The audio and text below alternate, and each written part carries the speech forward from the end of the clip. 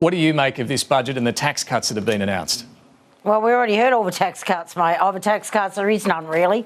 You know, there's nothing to brag about here. And giving rich people more tax cuts is not a viable option. I don't know how many times we need to tell them. Any cuts that you are giving to us, if you're not means testing, whatever, can you imagine those billions of dollars that you've wasted on giving it to people like me? And there are millions of us out there that have got more than enough money, instead of putting that forward to those people who need that more. This is just disgusting. It is lazy, and quite frankly, I want all those rich people to know if you are taking that payment, that energy payment, you are now a welfare recipient. So put that on your resume tonight.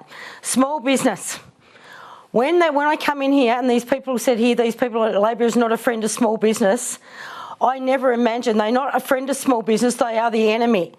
Up here this week, Spearsy, we are talking about dirty, stinking salmon sitting in Macquarie Harbour, and yet that tax write-off for small businesses finishes on the 1st of July. Wouldn't you think we'd have been sitting up here this week, Spearsy, doing something for small business and making sure they received that $20,000 write-off going from the 1st of July? Small business has been absolutely killed in the last 3 years. And why they're telling me, Spearsy, I just want to make sure this is quite clear, that in the budget papers here that we had, that they were creating 25,000 businesses a month in 23-24. I want them to know that's about 300, and in the meantime we had 360,000 businesses go under.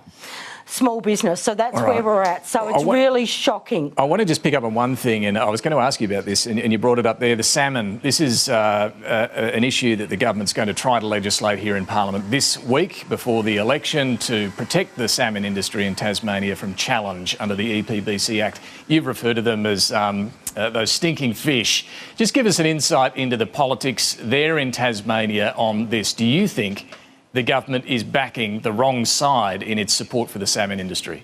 Both the major parties have not backed the right sides when it comes to the AFL stadium that they want built and want to generate money into, wasting taxpayers' money, and salmon farming. So they're on the wrong side. There are 65% of Tasmanians that do not want salmon farming going on in Tasmania. They want it pushed out into those coastal waters much further, or doing it on land. It's not a lot to ask for multinationals that have been down there 3 years. They've paid no tax, and in the meantime, your taxpayers' money is spending $37 million, because we don't have a problem in Macquarie Harbour. Listen to this, apparently, according to the PM, we don't have a problem, but we're spending $37 million of your money over the next 12 months to put oxygen into it.